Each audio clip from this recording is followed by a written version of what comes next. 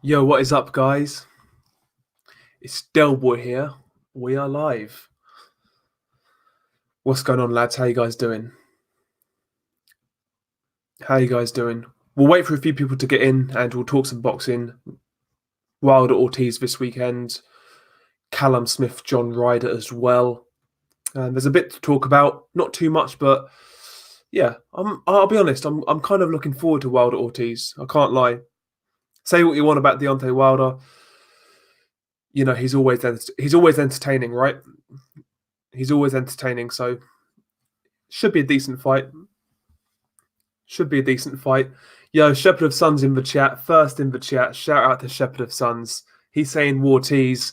Man, Luis Ortiz looks like he's been on that Mexican supplements, man. He's in good shape.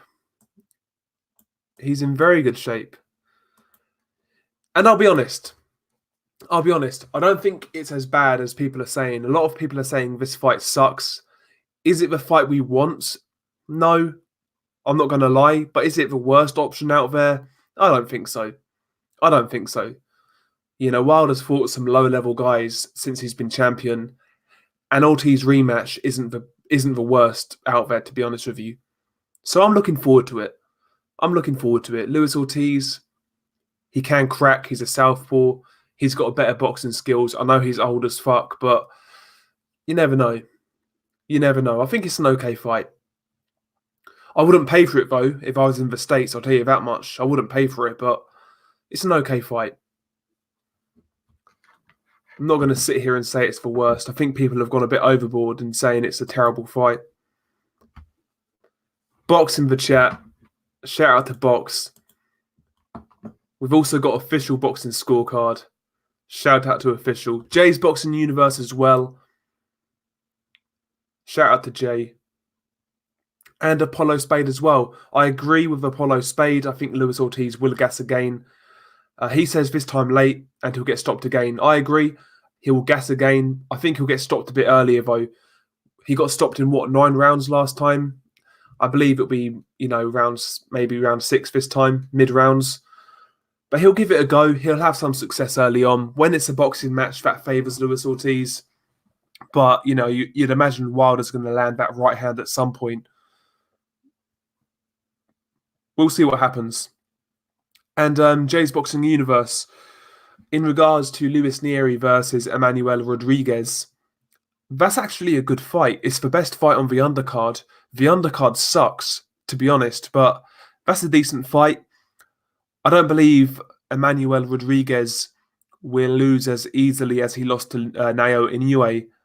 I think he'll give it a good go. I actually believe he'll give Nery problems. Luis Nery, to me, looks a bit susceptible to straight punches, and Emmanuel Rodriguez is a very good straight puncher. He reminds me a little bit of Kell Brook, to be honest, in how his stance is and how he throws his straight shots, leads with that right hand. Sorry, he reminds me of Kell Brook a bit,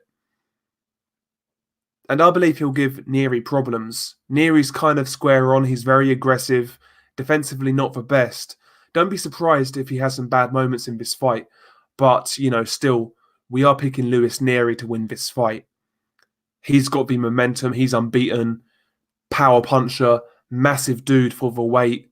I think Nery gets the job done, but I think it's a good fight.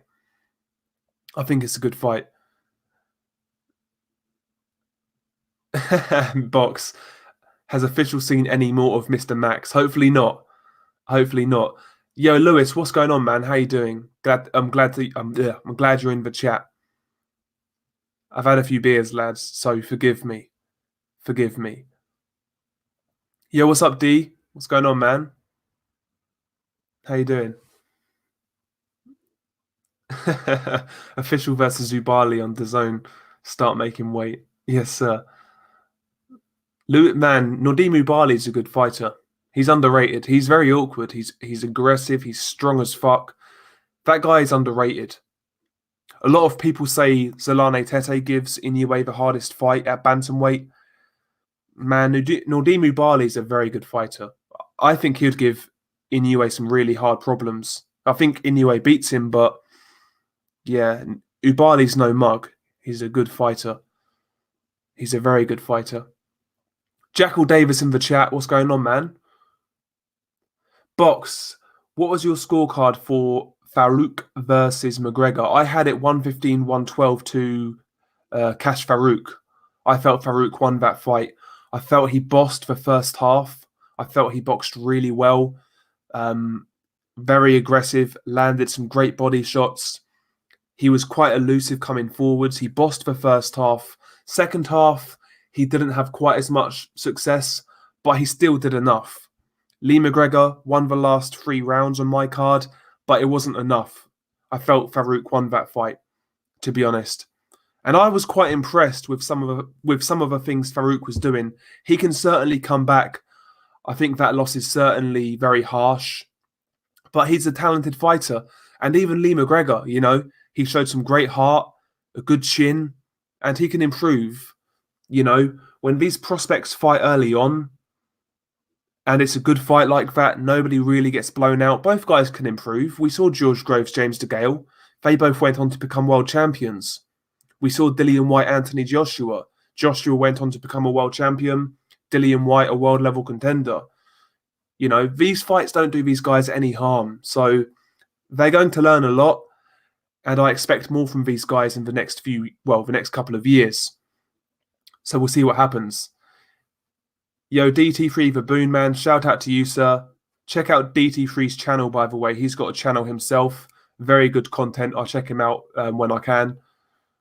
It's been a lot harder recently to check people out because obviously fucking new job, you know, new routine and whatnot. It's been really hard to check people out, check their content out. But DT3, excellent channel. I highly recommend him. Noah Zuberi, a rematch has to happen. I agree. Yeah, Box, that's what I'm saying. It's like a lower level version of DeGale Groves, yeah. And again, both guys can go on from that and have a successful career. Both guys are very young. I think Farouk's 22 years old. McGregor's 23, I want to say. Both guys are very young. Both guys can progress and get better from that fight. Only thing with Lee McGregor, he looks very big for that weight class. Maybe he needs to move up because he was struggling with the pace at times. He was struggling. He really was. 54 Trail Swan. Del, I thought it was a clear win for Farouk. MTK fighters never lose in an MTK show. Yeah, that's true. I was really impressed with Farouk. I've mentioned him on my channel a few times, and I felt he looked okay. He looked quite good. But I felt he elevated his performance against Lee McGregor. I felt, like I said, the first 6 rounds, the kid looked fucking great. He looked great. AA Boxing and Blunts, he had Lee McGregor edging it, but he didn't look the best for sure. Yeah, man, I've got to be honest. I had Farouk. Excellent fight, though. I'll tell you what, AA, you guys down in Scotland, you've got a great little scene coming up now.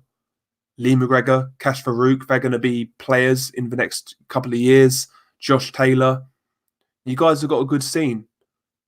I think that was great for Scottish boxing. The crowd was live, a few fights here and there. But, yeah, man, I enjoyed that fight. Really good fight. Yeah, DT3, it's, you know how it is, man. That daily grind. Sometimes it gets to you. Sometimes it gets to you. It really does. But, you know how it is. Jay's Boxing Universe, how do you feel about Devin Haney versus Javier Fortuna? I think it's a good test for Devin. I agree. I think Devin Haney versus Javier Fortuna, it's a good learning fight for Devin Haney while still being a fight of a good level. You know, Fortuna's been around a long time. He was a former world champion at 130. So he's a good fighter. He's very awkward. He's aggressive. He'll give Devin Haney some different looks. He'll give him some different problems to solve out. So I like the fight. I think it's good for Haney's development. And we'll see how he looks. Solid fight. Yo, Tommy Temper. Big up Tommy Temper. Jackal Davis, he's saying Javier Fortuna can pull off an upset against Haney. It's something worth watching. Yeah, it's certainly something worth watching. I agree. Oh, DT3, he's saying Fortuna, he's heard, is not taking the fight. Man, hopefully that's not true. I think that's a decent fight. That's a decent fight. Yeah, box. Yeah, Willie Hutchinson, another good Scottish prospect. I'm not sure whether he's super middleweight or light heavyweight right now, but good prospect. Very good prospect.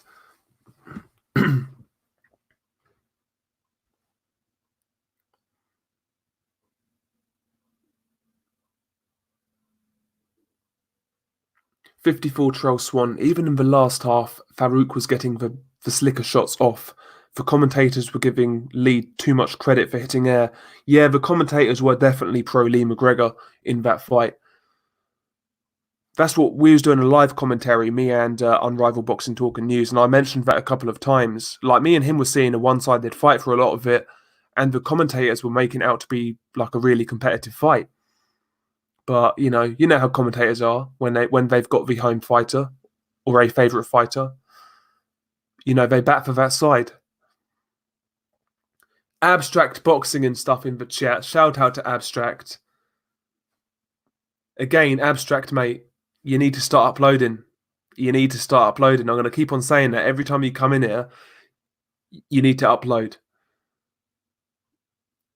Stephen Lawler in the chat as well. Shout out to Stephen Lawler. And he's in every single stream, so shout out to Stephen.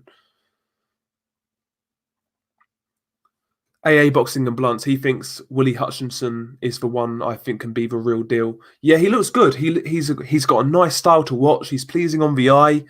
I like his punch selection. He's fluid. I think now a slight step up is needed, to be honest. I think he's had 10 fights maybe against journeyman. I think now a slight step up's needed just to see what we have.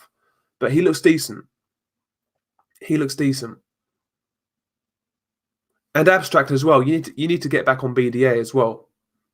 100%. I know how life is though. Sometimes life doesn't fucking allow for shit to work out. But yo, Unrivaled Boxing Talk and News. Thank you for the plug on your stream. I wasn't even going to go live, mate, but I had a second thought, and I thought, you know what? Let's go live. Why not, right? Yes, sir, Lewis. Smash the like button, 100%. I've got no clue, Shepherd of Sons. Jake Cleary was always in my chat, but now he's nowhere to be seen. Loma King, yeah, that's it. Oh, Denmark scored box. I think if Republic of Ireland win, they go through. What is the score, lads, in Denmark versus Republic? I actually want Ireland to get through, to be fair.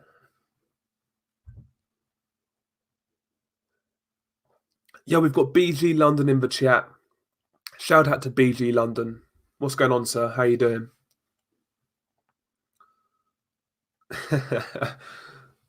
Oh, 1-0 Denmark. Okay. Yeah, Denmark are not a bad team, though. They're not a bad team. Christian Eriksen, Kasper Schmeichel, Kasper Dolberg. They got a decent team. Hang on, if Ireland lose tonight, they can still go through via the playoffs, though. So you've got a chance still if you lose tonight. I'd like to see another home nation come through. I know Republic of Ireland aren't really a home nation, but they're pretty much a home nation. I'd like to see another home nation get through. Delboy, who would have won between Stevenson and Beterbiev in 2016? That's a very good question. Adonis Stevenson, I've got an unpopular opinion on Adonis Stevenson. Not necessarily unpopular, but I'm not saying the guy was like fucking unbeatable or anything like that. But in his prime, I felt the guy was very good. But he wasted his prime fighting subpar competition. But if he fought these guys, I honestly believe he could have beat Kovalev. He could have beat a Beterbiev at his best. But we'll never really know because he never tested himself. There is a reason Andre Ward really didn't want any part of Adonis Stevenson. He didn't want any part of that fight. Stevenson, he called him out Once he beat Dawson, as soon as Stevenson became light heavyweight champion, he called Ward out. Ward not really interested. When Ward beat Kovalev, there was one belt left. That was Adonis. Again, Ward didn't want it. Andre Ward saw something in Adonis Stevenson that really kind of put him off. And I honestly believe there is a really good fighter in Stevenson, but he never proved it.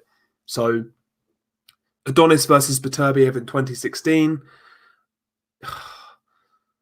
I'd probably say Adonis, to be honest, because I don't think Beterbiev was in his full swing yet in 2016. So I would say Adonis, but again, not a confident pick. Not a confident pick at all. Unrivaled Boxing Talking News. He's crying now. Yeah. Hopefully you guys make it through. It's always good having a couple of, like, you know, home nation teams in there. I can't lie though, the Euros in 2020, I don't like the fact that it's like all over Europe. Usually it's one country, obviously. I prefer it when one country has a tournament. You know what I mean? I'm not a fan of this whole fucking all of Europe gets this tournament. Not a fan. But I'm looking forward to I am looking forward to Euro 2020. You know, England's got a young team. I don't really trust Gareth Southgate, but after the World Cup, I really want another tournament. Like the last World Cup, man, the summer of 2018, bruv. That was amazing. It was honestly amazing. So I want another good tournament for England. You know, we don't win these tournaments, but we have a good time. That's the thing with England. Yeah, we've got Deontay Wilder in the chat. I'm the best heavyweight in the world. Yo, Deontay Wilder, drop your boy a super chat. I'm joking.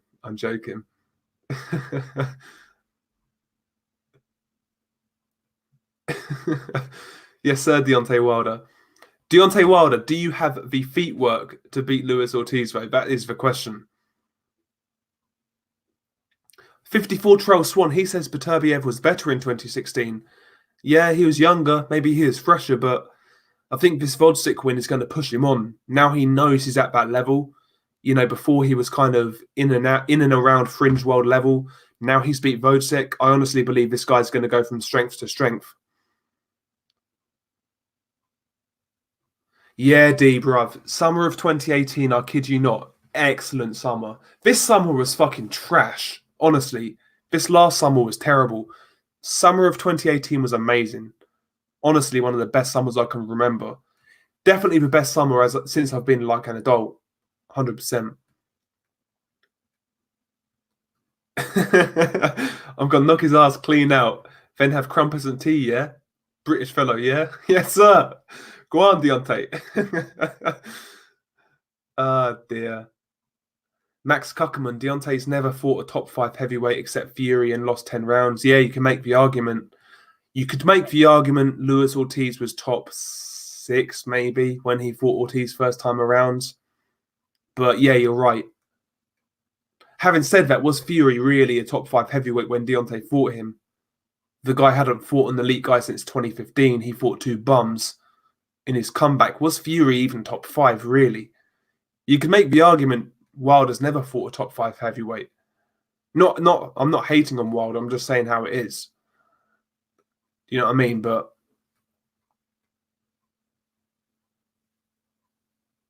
yeah, Max, that's one thing I totally agree with Deontay Wilder.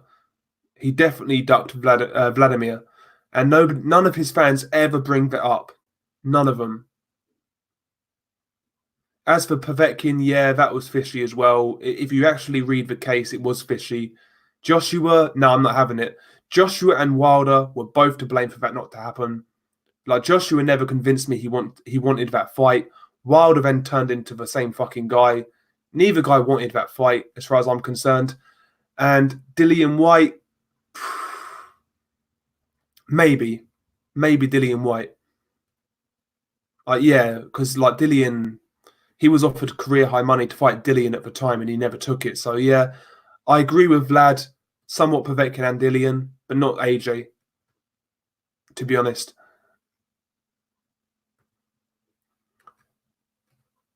MB, Tennyson versus Evansdale. Who wins and how? Craig Evans versus James Tennyson. Obviously, Tennyson's the harder puncher. He's the bigger dude. Obviously, now at lightweight, he seems to carry that weight a lot better. Craig Evans, a tough dude, been around a while, fought some good guys. He's been abroad. Probably a better boxer, maybe. But I think the size advantage of Tennyson probably gets it done. Maybe a Tennyson late stoppage.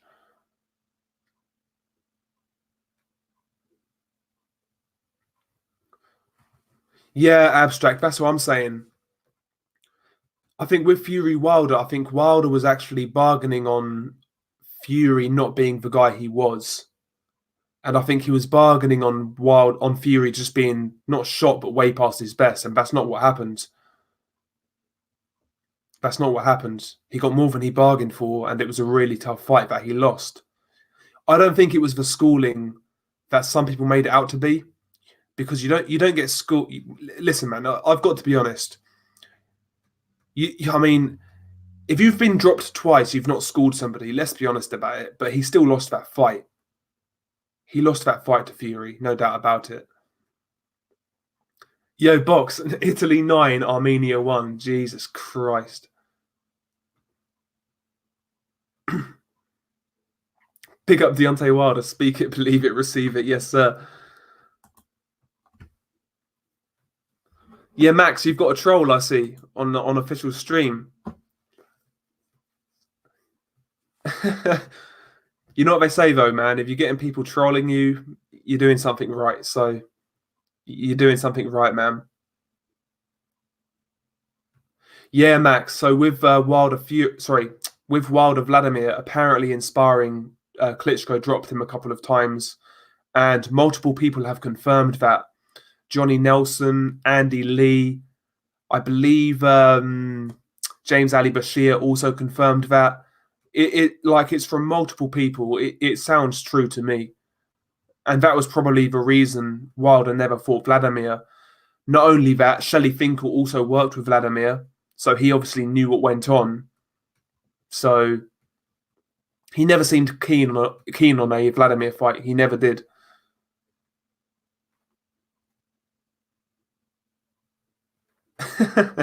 "40 knockouts with 35 of them being plumbers and cab drivers. Well done."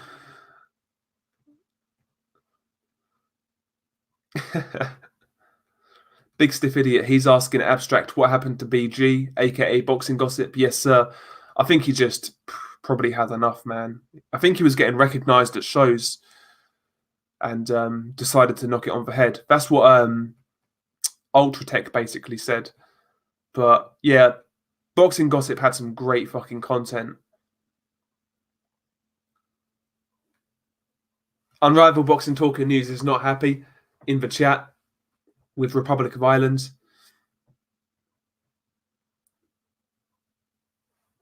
Man, football's a horrible sport when it goes wrong.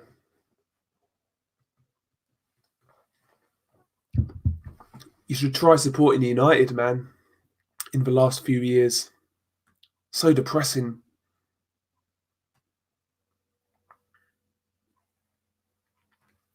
Max Kuckerman, he gives Fury and Joshua more credit over Deontay because they fought the old legend Vlad. Yeah, I agree. I can't disagree. I can't disagree. My thing with Deontay Wilder is more his fan base, to be honest with you. Like, if Deontay Wilder, I'll be honest with you guys, if Deontay Wilder didn't have such a fucking toxic fan base, I'd like the dude. And I'll scratch that.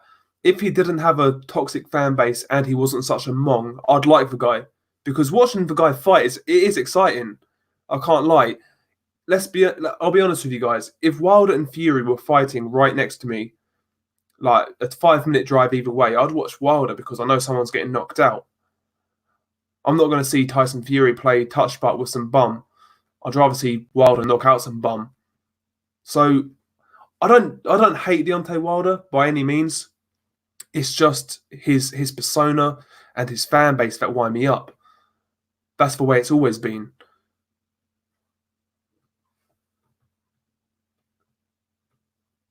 Okay, abstract. So you tried to get it going again, but Irish Tom was shook of getting schooled on boxing again, and it fell apart from there.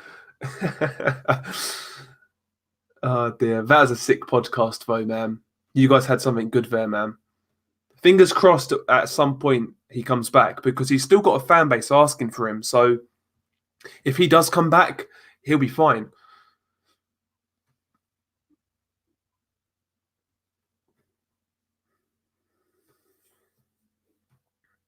Yeah, exactly, abstract man. Life stuff. Irish Tom VSJW.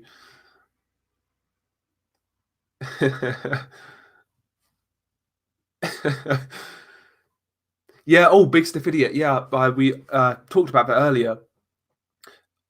I would make Tennyson a slight favourite, to be honest, based on size, based on power. But Craig Evans, man, he's a tough old boy. He's a solid little boxer.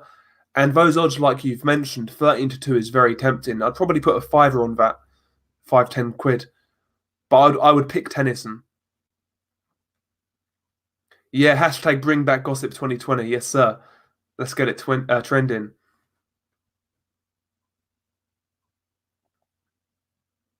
54 Trail Swan. What do you think of Tyson Fury chasing the fame? I think he was actually jealous of Joshua when he was retired. Listen, man, I've said this before. I believe Tyson Fury at this point. I'm not really sure he wants to really fight anymore. To be honest, I think he's riding that wave. He's enjoying that newfound fame. Sorry, my voice went dry throat. He's enjoying his newfound fame, and I don't think he's willing to risk that right now. He's in the WWE and he's doing his thing, but does he really want to fight? He doesn't convince me. I'll be honest with you. I've got a really big feeling this guy loses his next big fight. I'm not talking about some fight with Thomas Schwartz or Otto Wallin. I'm talking about a Deontay Wilder rematch, a fight with I don't know, whoever, man, an elite level heavyweight. If he fights an elite level heavyweight, I think there's a good chance he loses next. I really do. Like Tyson Fury is kind of a weird one for me. Like, I'm not the biggest fan of any of these heavyweights, to be honest. I think if anybody's followed this channel, you'd realise that I'm not really a fan of Joshua, Wilder, or Fury. They're all full of shit for the most part. Wilder's got the worst resume. Like, but at the same time, Tyson Fury is full of shit as well. The amount of contradictions, man. And let's be honest, right? The rematch could have happened, but he was the guy who actually stopped that happening. So we've got to be fair. When we criticize Wilder or Joshua, we've got to do the same to Fury. Like, he was the one who postponed this rematch. Let's be honest about it. And again, I don't have any dog in the fight. I don't give a fuck. They all annoy me equally. So whoever loses, loses. But the heavyweight division is a mess, man. Absolute mess. Yeah, exactly. Wilder, Duhaupas, Spielka, Brazil, Molina. Yeah, exactly.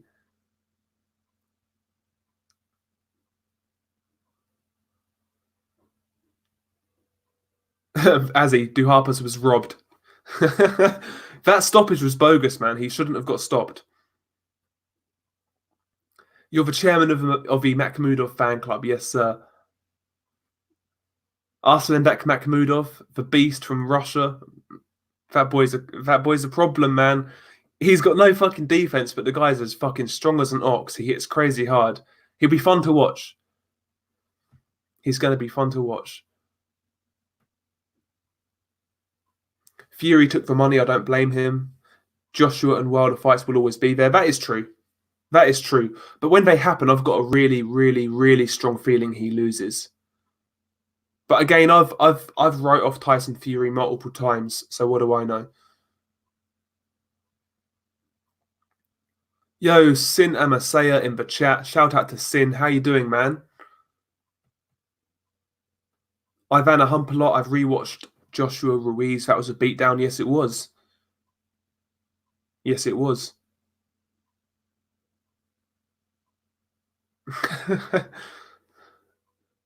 George Michael in the chat. I rate Brazil and Spilka ahead of Chris Norad. I actually rate Arthur and Dominic as decent sea levels. Yeah, sea level fighters. That's what they are.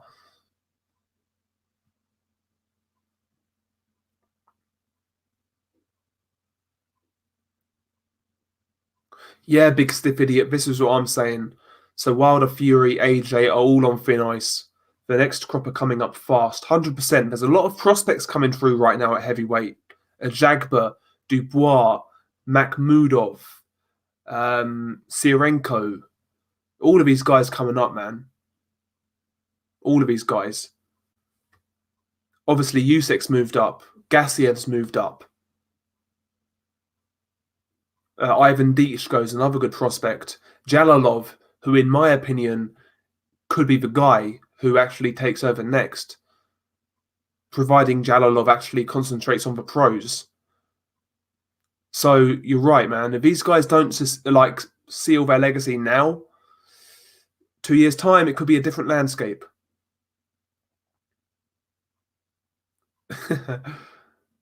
I'm glad to hear it, Sin. I'm glad to hear it. Hergovich as well, Ben Haynes. How did I forget? Majidov, Evgeny Romanov, Petr Milas. Who would have won between Lucien Butte and Felix Sturm? At 168, probably Sturm on Butte on points, I would say.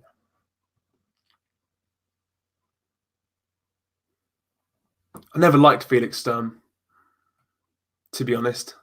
Never one of my favourites. I liked Lucien Butte's style, but the guy was just a glass cannon. But I liked his style of fighting. That uppercut to the body was sick. Yeah, George Michael, yes, sir. That backhand southpaw straight left from Jalalov is crazy, isn't it? Power, it's quick, very hard punch. And he's got good legs as well, man. He's a very good fighter. Adam Scott, he thinks Wilder does Ortiz early. Probably first 6 rounds. Yeah, I've got mid rounds. Probably round 6, round 7. Yeah, Ben. Felix Sturm got robbed against De La Hoya. But at the same time, Felix Sturm, he got a gift against Matt Macklin, so kind of evened it out, I guess. Lucien Butte versus George Groves. At what point? I'd probably say George Groves anyway, regardless of what point. But Lucien Butte at one point was a good fighter, but I think it took him too long to step up. And when he stepped up and when he got beat, he couldn't really recover. BG London, he's saying Ultimate Fighter in December. Come on, Nick Webb. Yeah, the heavyweight tournament. That's a good tournament. I'm rooting for Kamil Sakalowski, my boy Kamil Sakalowski. Hopefully he wins that tournament. I'd love to see it. But there's going to be some good fights in that. You got Nick Webb, Sakalowski, Sean Turner, Josh Sandland. You got some good little domestic fighters in there. So that's going to be a good tournament. Timmy Nealon in the chat. What's going on, man? How you doing? Again, Timmy Nealon, thank you for being here in the last few streams. You always turn up and you comment regularly as well. So shout out to Timmy Nealon. Yeah, Ben, Lucien Butte was ranked extremely highly at one point. And a lot of people were sold on the hype. I felt he was a good fighter at the time. Again, more from a style perspective. I just liked the guy's style, but I felt the guy would have beat Froch at the time. I'm not going to sit here and lie to you. I'm not going to sit here and say I was a clairvoyant and picked Froch. I picked Butte to beat Froch. I felt he'd outbox Froch over 12, but not what happened. And after that fight, he was finished.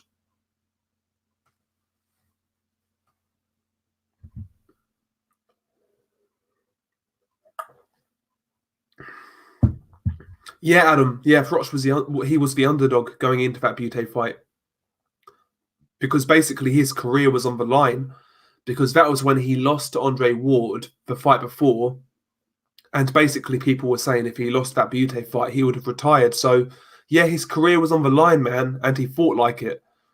He fought like it. That was a great performance. I was at that fight as well, by the way.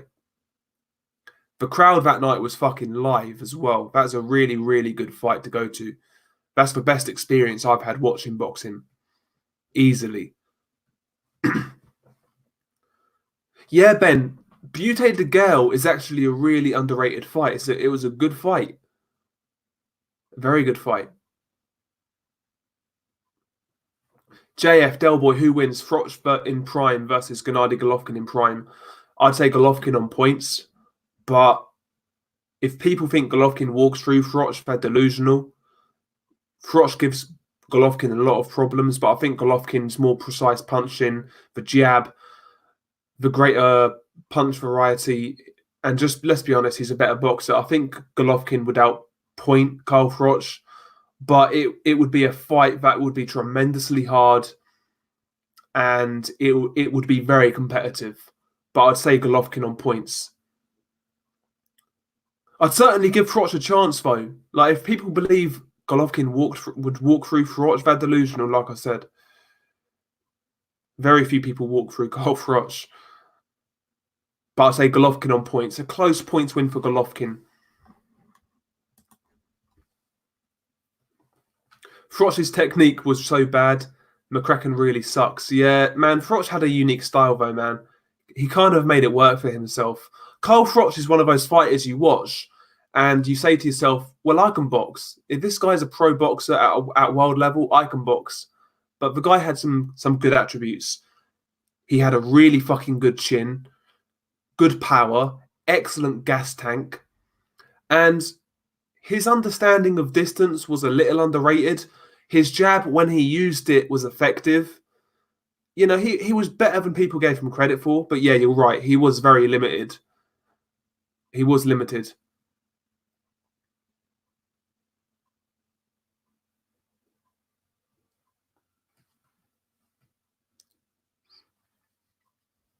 Yeah, Adam Scott. Apparently, Butte was on PEDs against Badu Jack. Because originally that fight was scored a draw somehow. Badu Jack clearly won that fight, but it was scored a draw. And then after the fact, because Butte tested positive, the fight was ruled as a Badu Jack win. I think that's how it played out. Badu Jack's had a couple of those fights though. Like fights he clearly fucking won. He clearly beat Butte, he clearly beat De Gale, and they was draws. But again, that's my opinion. I felt he clearly beat both, personally. Yeah, Wingy's no more, unfortunately. I liked Wingy. But Wingy's decided to go a different route, I guess. 54 Trail, I think that's 54 Trail Swan. Froch would have got knocked out in 2014 by Golovkin. I don't think he would have got knocked out, man. Even though he was at the end of his prime back then, I don't think he would have got knocked out. I think the fight would be less competitive then. Golovkin would probably clearly win on points, but I don't think he gets knocked out. It was interesting. I think it was Martin Murray in regards. He was talking about punching power, and he said, like in terms of pure one-shot punching power, George Groves hit a lot harder than Golovkin. I felt that was interesting, but he said Golovkin was more consistent in regards to his punch placement, power in both hands, and it was more of a wear-down effect. Whereas the one shot of George Groves, the right hand was more powerful than any shot Golovkin had. I felt that was interesting, but yeah, I don't think Froch gets knocked out against Golovkin, even in 2014. Crazy D3, shout out to Crazy D3, man. What's going on? Wilder versus Ortiz pay-per-view number predictions. It's kind of hard being over here in the UK, to be honest. It really is hard. I don't really have a gauge for the US audience or how well that fight's being hyped over there. But I would say a good number, one that would surprise me a lot would be 250k. I'd say closer to 200. Yeah, I'd say closer to 200,000 buys, maybe less than that, maybe 180,000 buys. I'm not sure, man. I'm terrible at predicting those type of things. Crazy D3, why didn't Froch move to 175? I don't think he was the biggest super middleweight, to be honest. Like Carl Froch, if you've seen the guy in person, the guy doesn't put on any weight. He probably walks around at 175, 174. So going to light heavyweight, the guy will be severely undersized. to be honest. So I can see why he never tried to go to light heavyweight. To be honest, I do get it. I don't think he was big enough. He wouldn't be too strong, too big, too strong for light heavyweight, man. Trust me.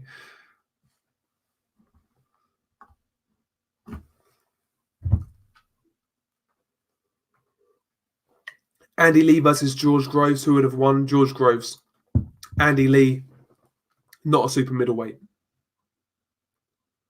Not a super middleweight. Unrivaled boxing talk and news. Dell, explain to Tommy about Wingy not doing well sexually. I suggest you watch Ty and Booth, my good sir Tommy. Good old Ty and Booth. I liked Wingy though, in all honesty. I liked Wingy. George Michael, for days when I faked my death in hiding, watching Wingy eat ribs in his diesel car. Man, how life can change from live performances. Jesus. Shepherd of Sons, he wants to see Carl Froch get killed. Carl Froch versus Artur Beterbiev right now for fun. Jesus Christ. Jesus Christ. I used to like Carl Froch, man. Carl Froch, when he was active, was one of my favourite fighters. I can't lie. I liked Carl Froch. And I like his sense of humour as well. Just very dry. You know, he leaves bait for trolls to kind of eat up. And people fall for it every time. He's a very good troll as well. Like, do you remember when he went on the whole retirement fucking trolling thing? When guys retired, Carl Froch would just like, he'd compliment them and yet put them down at the same time. Like with James DeGale, George Groves, that was hilarious, man. And you knew he was doing it for purpose, but people took it so seriously. Hilarious, man. Fucking hilarious. Box, Groves versus Frampton, yeah. I saw that little fucking back and forth on social media. George Groves called Carl Frampton half pint or something like that. Yeah. I kind of agree with Groves, to be honest. I think he's probably right. We probably don't know what he actually had to go through to make that fight, to be honest.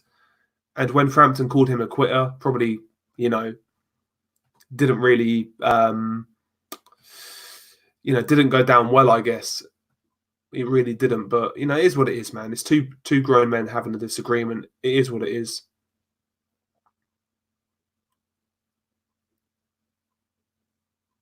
For Quags, he wants Price versus Povetkin too. I want David Price in the ring again against a guy with retarded punching power. That's what I want. I want to see David Price fight Arslanbek Makhmudov. I really do. It would be tremendous. We would stop what we're doing. We'd cancel any plans and we'd watch it. I want that sort of boxing. I like car crash boxing, and David Price is the master of car crash boxing. By the way, chat, what is your favourite David Price moment? What is your favourite David Price moment? There are so many to go through. The knockout loss against Povetkin. The fact when he lost to Tony Thompson, he turned Frank Maloney into a tranny. The knockout to Erkan Tepe with extremely underrated commentary. Oh dear, oh dear, oh dear. What else was there with David Price? The Christian Hammer fight was fucking hilarious. Don't forget the Christian Hammer fight. What else was there? The Cash Ali incident, getting bit by Cash Ali. What is your favourite David Price moment? The big suit, Box. Yes, sir, the big suit. David Price, the only 6'9" man in the world who gets a fucking suit too big for him. Insane. Fucking insane. Unrivaled boxing talk and news. His favourite Price moment is transitioning Frankie boy. Jesus Christ. Oh dear.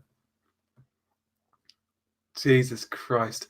Azzy's favourite moment from Price was when he scored Tyson Fury. That was in the amateurs. Price got dropped, but yeah, Price won the fight. Fury calling Price a big stiff idiot live on Channel 5. Yes, sir. I remember watching that at the time. Man, I was creasing for fucking minutes, man. Honestly, that's hilarious. That's when I was a Tyson Fury fan. I used to like Tyson Fury on the come up. He was one of my favourite heavyweights, but he just turned into a clown, to be honest. Like back in the day, like if people don't remember, like 2012, I'd say 2012 maybe. Um, David Price was the in thing in the UK.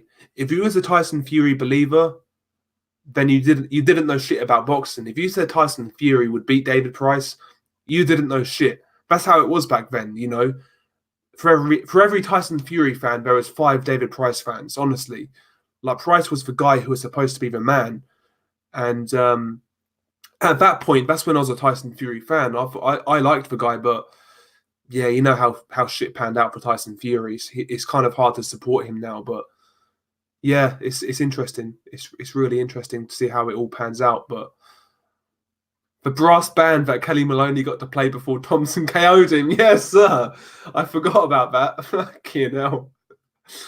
Oh dear.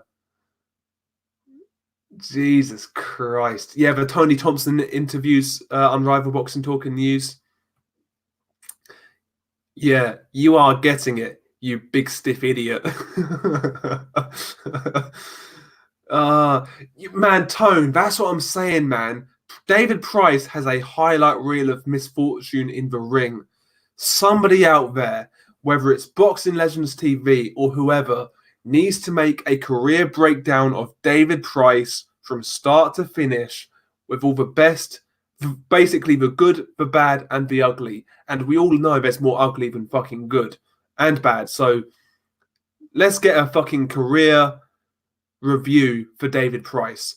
Everybody needs to hit Boxing Legends TV up and get him to do it. I'd love that shit, honestly. Prince Andrew in the chat. Shout out to Prince Andrew. I hear you are in hot water right now. Just lay low, my friend. You'll be okay. You'll be okay. And by the way, I've got my fucking parents' cat with me again today. Fucking cat sitting, pissing me off, you know. Jeez. Unrivaled Boxing Talk and News. For good, for bad, and for big stiff idiot. Yeah, do you know what? From now on, because what I will do, I'm gonna try. Like I said, I'm gonna try and live stream more, and we'll have people on. Every time a new person comes on, I should make them reveal their favorite David Price moment as a rite of passage. They have to reveal it before they are allowed on the channel. I think that's what we'll do. Jesus Christ. I'll tell you what, though, in all seriousness, listen, we all watch boxing for different reasons, but I guess the main reason is entertainment. And David Price has certainly been entertaining. I think we can all agree with that. Prince Andrew cannot sweat. Fucking hell. Oh dear. Favorite Amir Khan moment? Yeah, mine's the Skype wanker incident. I've got to say, although the Joshua incident as well is quite fucking up there. That's up there as well. But the Skype wanker incident for me. Yeah, George Michael, I agree with David Price. I think we all have a joke and a laugh, but hopefully, you know, the guy's always okay. That's the main thing. But you know, I think the fact David Price has such a bad chin probably helps him, to be honest, because he can't really take a sustained beating. So Prince Andrew ordered the hit on Epstein. Yeah, man. He's a guy who's probably relieved the guy's dead. So there's a lot of people out there, man, who are in a better position now he's dead than when he was alive. But there we go. We're not going to get into conspiracies. But if you believe that guy committed suicide, you're crazy. Like, even I know people, yeah, who are not even conspiracy theorists, and even they are saying the guy never committed suicide. It's too hard to believe. Like, the only guy in that prison to commit suicide in like years and years and years, and on the day it happened, the cameras were down. Come on, man. Jesus Christ. AJ likes his women BBW. Fucking hell. See, for me, that just means fat, but You know what I mean? Like for me, it's thick. Like, but the thing is, again, the thing is with being thick, yeah. I'm getting sick and tired of fat girls calling themselves thick. You're fucking fat. You're not thick. You're a fat cunt.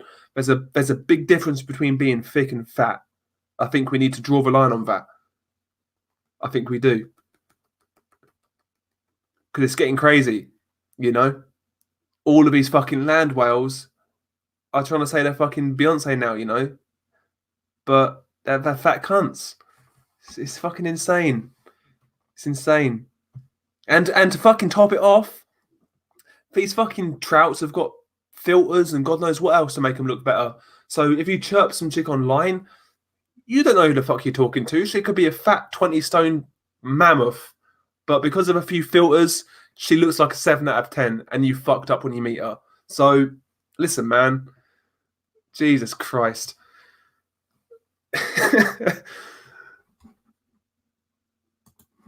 And that's why I say don't bother with online fucking dating and shit. Don't bother. We all do it at times. Don't get me wrong. I've done it, but like it's always better to go out and fucking try and pull in a club or in a bar. It's always better. At least you know what you're getting into. There's no excuse. Do you know what I mean?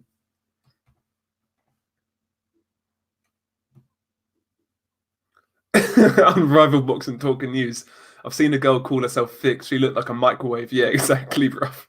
Exactly. Yeah, I know. BBC London, yeah, Khan accused AJ of banging his wife. Yeah. That's fucking hilarious, man. Amir Khan's a fucking simp. How much is £147 in stone? That's a very good question. I guess it's under 10 stone, maybe. Look, I'll Google it. 147 lubs in stone. It's 10.5 stone, sorry. 10.5 stone. You make bad choices when you're drunk in a pub, but like you still, I don't know. I still believe there's more like you still have more control in that situation than getting catfished. So I'm taking the pub route all the time.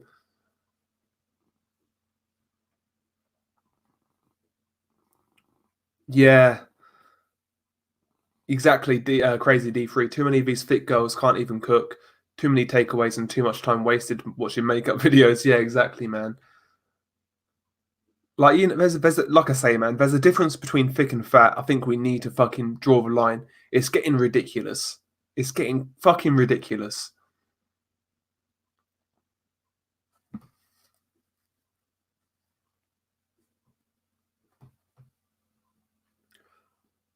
Yeah, exactly. Official. I can't. I'm not a fucking chubby chaser. Not for me, mate. Again, big fat ass, nice thighs, big tits. Obviously, this is an ideal world, right? You know, sometimes we need to take what we can get, but you know that's the ideal. But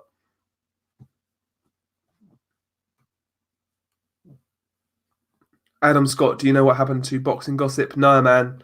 Was a couple of dudes were talking about it earlier. Basically, just life got in the way, and you know he had other priorities. But hopefully, the guy shows up again. I felt he had a very good channel.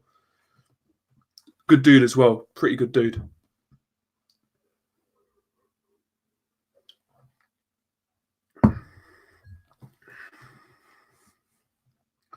Who would win between Porter and Prograis at welterweight? I've got to say Sean Porter, to be honest.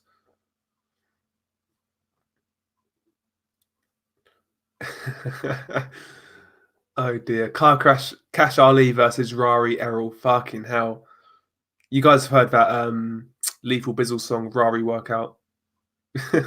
Fucking hell. Jesus Christ. I'll be 70 years old with slim 19-year-olds. Very dodgy man. Jesus Christ. Yeah, exactly, D, man.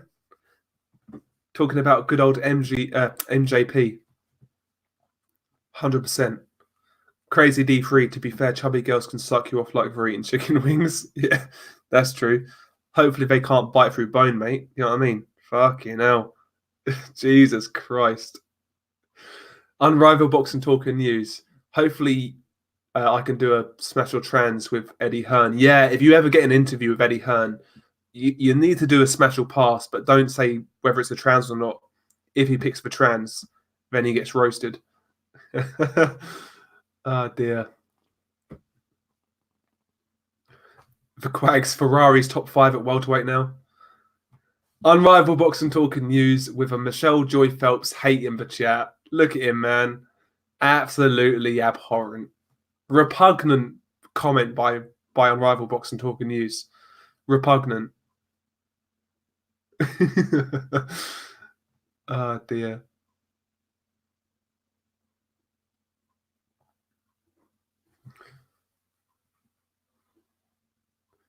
Use the catchweight chat upline. Jesus Christ. Oh yeah, man, ABC, this is gonna get demonetized, mate. As soon as you say fuck, damn, shit, cunt, it's gonna get demonetized. When you start talking about fat chicks and doing what else, yeah, man, it's gonna get demonetized. But this really was just about having a laugh, you know. Don't need to be serious all the time, so let's have a little bit of a laugh. Michelle got scurvy, STI, bruv. I mean, that's the risk you take, mate. You know, on a Saturday night, we've all been there. We've all been there. Michelle Hall Phelps.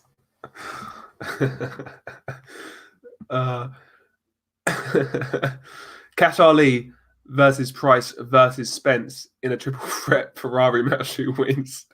Bruv, David Price couldn't even get in the Ferrari. Cash Ali will try and bite it. I don't know, man. Jesus Christ. That's what I'm saying, ABC. If Michelle Joy Phelps asked McGregor if he wanted to fuck, he'd say yeah, 100%. That's what I'm saying, BG, mate. Like, that is the best way to pull women easily. Like, internet, yeah, internet can be like convenient, I guess, but like most of the time it's full of shit, man. It's full of shit. All the best chicks I've met or have been with, aka fucked, have been like from bars and clubs and shit. So that's always been the best time. So yeah, man. Because you know those chicks are out for dick. So that is true, unrivaled. That is true. You've never budged on Michelle Joy Phelps. He's always held his stance on that. I'll give him credit. He's a man of integrity. A smash or pass with Adam Smith. Yes, that'd be fucking hilarious. What are you going to show Adam Smith? Pictures of fucking Madeleine McCann? Come on now. Jesus Christ.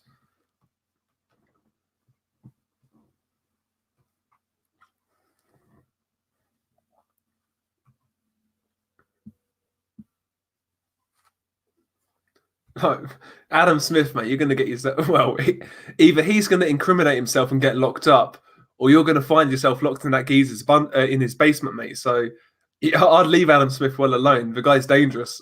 Fucking hell. He's dangerous, mate. I'd rate him so much though. If Unrivaled did a smash or pass with Adam Smith, I'd rate him so much, man. Fucking hell. Jesus. I'm not sure Adam Scott where these Adam Smith pedo jokes come from, but it is funny. It's hilarious. Ah, Jesus. Yeah, Crazy D3. I've got a few theories on Madeleine McCann, but probably not the time and place to discuss it. What I'll certainly say is this. If Madeleine McCann's parents were working class parents, like from a working class background, those fucking parents will be in prison for neglect. That's 100% fact. They'll be in prison for neglect, but those doctors, those connected, and they got away with it scot free, and they paid their mortgage off with their Find Maddie fund. They've profited out of Madeleine's disappearance. So you know they're a bunch of scumbags as far as I'm concerned. They're a bunch of scumbags. And they, listen, man. At best, they had terrible parents who neglected their child, and that resulted in her losing her life because she is dead. Let's be honest. At best, that's the best case scenario. At worst, they know something we don't, or they had a hand in it. There's no other way to look at it, as far as I'm concerned. No other way. And again, this country, man, this country, like it's pure. It's like It's always been like a class-based country, but that was disgusting. How the parents got away scot-free. Absolutely disgraceful. And yeah, crazy D3. Sniffer dogs don't lie. They smelt death. Or I think it was on the stairs outside the apartment, maybe, and in the boot of the car. They know what happened, bro. Yeah, it's crazy, man. That case baffles me to this day. We'll never know what happened. It will never come out. It will never come out. There's a lot of good documentaries on YouTube actually about it. There was one in particular by some guy. What was his name? I'd really recommend it if you're into that stuff. I'd definitely recommend it. Let me just go on YouTube quickly and have a quick little Google. A quick little search. What's the dude's name? I think it's Richard Hall, something like that. But he's made several videos, like documentary type videos.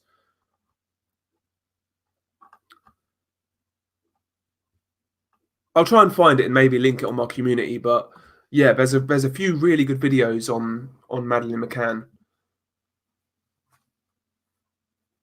Would you shag Maddie's mum on Rival Boxing Talk and News? Now, 10 years ago, yeah, when she was like all the rage, yeah, I would, but not now. She looks fucking horrible now.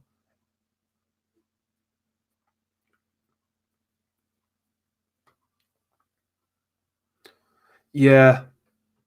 I mean, look at apparently the parents in the police interview when she went missing, they no commented so many questions. If your daughter went missing, I'm just saying this from my perspective. I don't have kids, but if my kid went missing, I wouldn't be no commenting at a police interview. I'd be saying, I don't know. I wouldn't be no commenting. I'd be giving all the information I could. But guys, I don't know, man. It's one of those cases, man. It's an interesting. It really is interesting. Like for Quags, he's not heard about it. I think Quags is from the US. Basically, a young girl went on holiday with her parents to Portugal. This was 2007, and she basically went missing. Basically on holiday, her parents left her in the apartment alone with the two other children. The two other, I think there's two sons. So there's two sons and the girl. The girl went missing out of the apartment, but the two sons were still there, and nobody knows what happened to her. Nobody knows at all. But they left the kids there on their own, and one of them went missing, and she's never been found since. So, like I say, best case scenario, child neglect. But they're rich, they're connected, they ain't gonna get any any comeback. They're not going to get any punishment. GV Boxing. So what happened to Adele, in your opinion? Do you know what? Shall we do a live stream where we actually talk about conspiracies? Would you guys like that?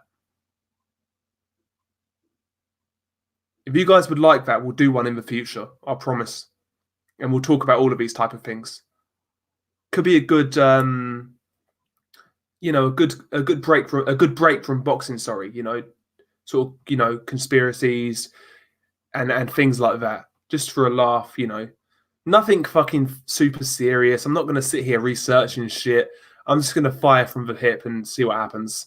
We'll get some people on and we'll have a good time with it.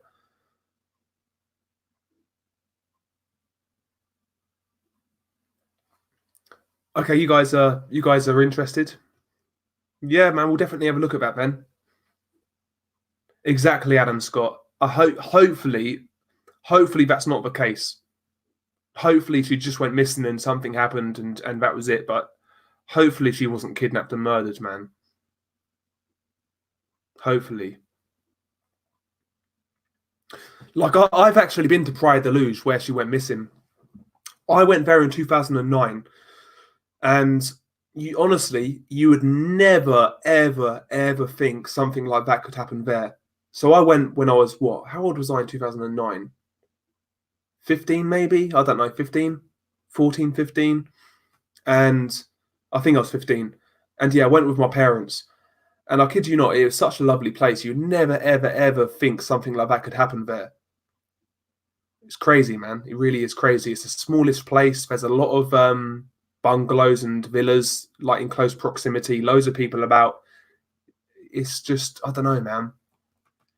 Just a weird, weird story. Yeah, I like conspiracy stuff, Dom Hearn. I'm always into that stuff. I get into phases though, so like right now I'm not really watching anything, but when I see something that piques my interest, I then look at other stuff, other stuff, other stuff. I kind of go down the rabbit hole, I guess. But yes, Crazy D3, Clement Fraud, and the yeah, yes, exactly. That's the big theory, isn't it?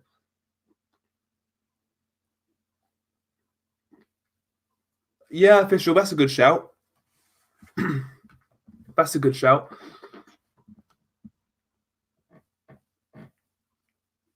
But anyway, lads, I've actually really enjoyed this stream. So thank you for coming out, man. I really appreciate it. I've really enjoyed it. But we've got to get up early in the morning. So I'm going to wrap this one up. If you could smash the like button on the way out, I would be very much appreciative. This video is going to definitely get fucking demonetized now, but who the fuck cares, right? We had a good time. That's the main thing. So yeah, hopefully you enjoyed it, and I'll maybe do one more live stream this week. I can't do Saturday and Sunday. Saturday I'm out. I don't think I can actually watch the boxing live, but yeah, I'll catch up with you guys later. It's been a pleasure. Peace.